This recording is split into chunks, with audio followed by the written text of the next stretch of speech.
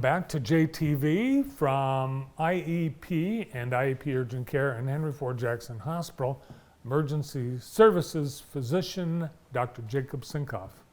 Jacob, welcome back to the show. Good afternoon. I almost said good morning. Good afternoon. I know. Usually, on the morning show, Andy's not here. Andy, incidentally, he's at the dentist right now. Oh, goodness. So we're going to have this great time, and he's at the dentist. Mm-hmm. And I'm not wearing any of my normal IEP. It's unusual. You're wearing a very nice suit. Yeah. So I did get some stuff for it's almost golf season, so I got you. And however, I don't want to give, Andy's not here, so you can tell him or not tell him whether or not, but I did get some swag I won't for tell you him. guys. Yeah. Well, Brandon, don't let Andy know. I have an IEP golf shirt. Yeah, we got golf shirts, we got Awesome. hoodies, however you want to distribute them. Andy won't have to know. Great. Well, thank you very much. Yeah, you're very welcome. Are you dressed up because of the pink ball last week? I missed the pink ball, unfortunately. I was on vacation. So I missed the pink ball too. Yeah, so just meetings today. Mm-hmm. The hospital, just a meeting day. We thought when we got you set for today that we'd be thinking of spring and summer with the weather, but it's, obviously the weather is not. It's not very inspirational. No, I know. I was like, let's talk about we'll talk about tick bites and insect bites. It just doesn't feel like when tonight it's gonna frost. It doesn't feel like a great time. But the ticks are out and about already. Especially with springtime, people are getting more outdoors. My Facebook feed's popping up with everyone finding morel mushrooms and everything. So I know people are out and about. But yeah, ticks. I think I found a tick on my daughter actually. Almost like 3 or 4 weeks ago. No kidding. So yeah, with a mild winter and once there's not too many deep freezes left, they start getting out. So definitely something to be aware of. So they can cause a pretty wide range of health issues. Like what should be concerning most? So the main thing people think about with ticks and transmittable diseases is Lyme disease, but there's a large number of diseases that they can carry, but the primary one we worry about, especially in this area, is Lyme disease. So what Lyme disease causes is kind of after almost like a malaria-like kind of fever, headache, muscle aches. Usually symptoms, there'll be a classic rash that's associated with it. It's called like a bullseye rash or a target rash. It looks like the Target logo is what it kind of looks like, where you get right where you're a bit an area of redness, and then a clearing, and then another surrounding ring of redness. And that's a lot of times the first sign of that there could be something going on. And the good news with Lyme disease is if you catch it early, it's easily treated with antibiotics. Yep.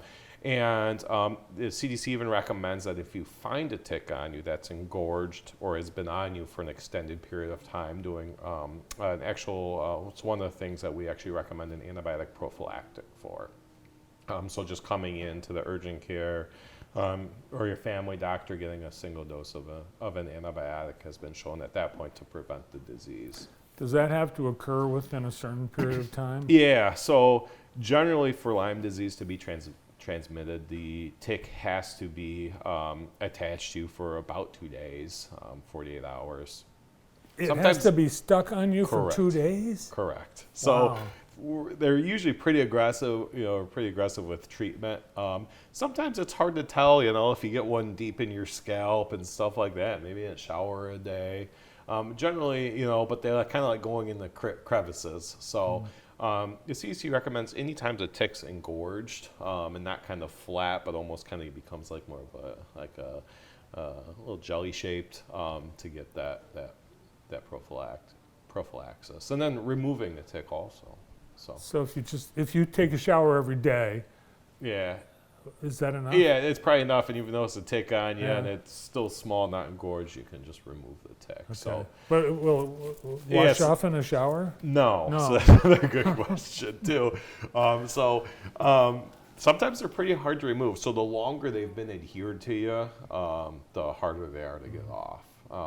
Do you feel it? Sometimes you can flick them. No, you can't feel them bite you or anything at all like that. So generally there's, if you get a really, kind of want the thin tweezers, and just adhere kind of parallel to the skin and just right at the head and just kind of small steady pressure and slowly lift up. You don't want to yank it, twist it, or anything like that. You also don't want to use you'll read online, don't use heat, like don't hold a lighter up to it, you'll burn yourself. And then it's not, what then the tick does is tries to get off, so it, releases all sorts of enzymes and stuff that will break down your skin and do all that. You don't want to put, they'll also say like you can drown it out by putting a bunch of Vaseline on it, but it just is longer and longer the tick is adhered, the longer and longer there's, the possibility of transmission. So what else? I think nail polish remover, you don't want to put that, some of that's, you don't want to do any of that. Dr. Google is not recommended. Yeah, there's probably a couple of good YouTube videos. Like if you get a YouTube video from the CDC or something you think is good about removal is probably a good idea. And you want to try to get the whole tick off. And sometimes you get a little piece of the mouth that's stuck in there. You could try to remove it. If the little piece of the mouth is still there, it's not a huge deal. Your skin will heal on its own and eject it out. But to be safe, go to IEP. Yeah. Or your doctor. And I've removed many ticks in the emergency department. My wife's she's like, someone came in. I was like, yep. So we'll take care of it. We're trained to remove all sorts of stuff. You have a little sign out in front, tick removal. Tick removal, yeah, we could do that. They actually make removal tools now too. If you don't have, or if you get lots of ticks or something like that, and you want to remove this tool, you can. Or get a removal tool to actually sell those. So somebody like a farmer or someone that works in the woods or fields, they're more susceptible? Yeah, so ticks primarily long grasses, kind of shrubs, stuff like that. So if you're kind of out moving around the woods, trying to avoid, if you're walking on a trail, trying to stay in the middle of the trail so you're not brushing up on stuff.